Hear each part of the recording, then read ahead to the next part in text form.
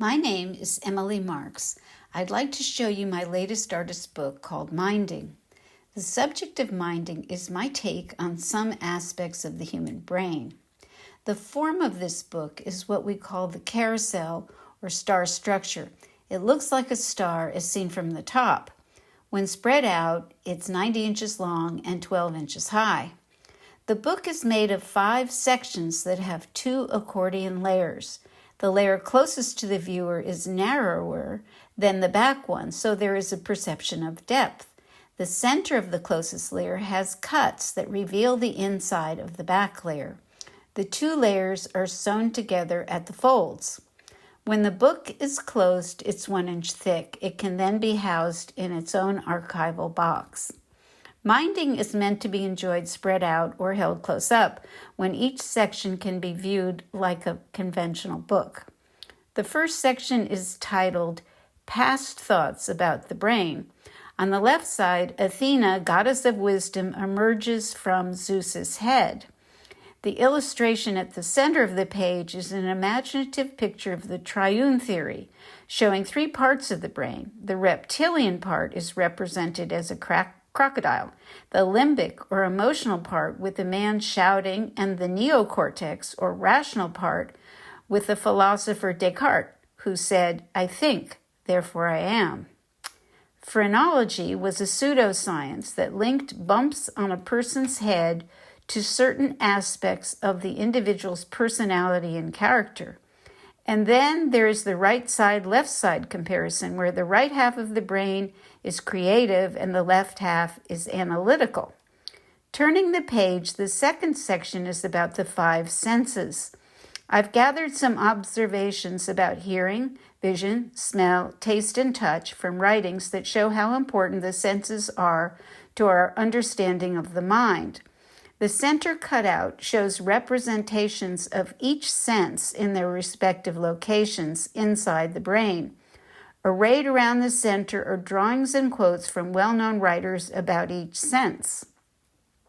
The third section is about psychology, the science of mind and behavior.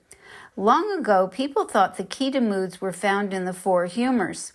If they were not balanced correctly, then the person must be treated to correct their behavior.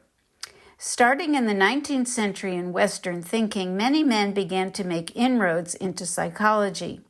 William James, Sigmund Freud, Carl Gustav Jung, B.F. Skinner, and Ulrich Nesser, who was the father of cognitive psychology, all contributed to our understanding of how the mind works. And last but not least, pharmaceuticals, such as antidepressants, mood stabilizers, and tranquilizers.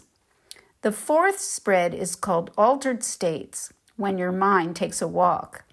I chose some lyrics from songs and sayings to illustrate different states of mind.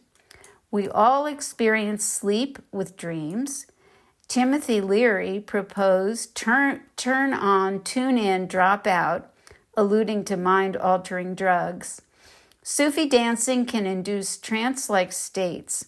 Some psychologists use hypnotism to find the unconscious, and others use meditation. In the last section about memory, I drew on quotes from literature to illustrate aspects of memory.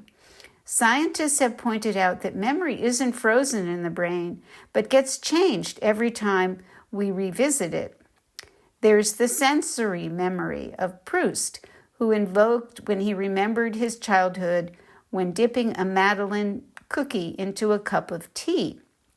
Stephen King points out that time is the thief of memory.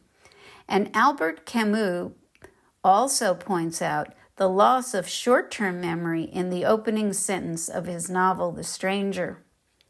Long-term memory is the subject of Dylan Thomas's A Child's Christmas in Wales. On the flip side of minding are 2 inside pages. The first explains some qualities of 3 pounds of remarkable matter. These are facts that show how complex and full of power our minds really are. The other inside page is my dedication. When my father, Daniel L. Klein, retired from the University of Cincinnati's medical school, he developed an interest in neuroscience. After his death in 2000, Our family created the Daniel L. Klein Neuroscience Fund at the university to honor Dad's fascination with brain science. One aspect of the fund was to support speakers who came to the school to lecture on exciting research. I too became fascinated with this subject, and as a book artist, I made this accordion-fold work to illustrate what the brain can do and how much we now know. I chose to use my own drawings and selected text to show an imaginative take because that too is what a brain can do. Thank you for watching this video. To learn more about me and my art, please visit emdands.com.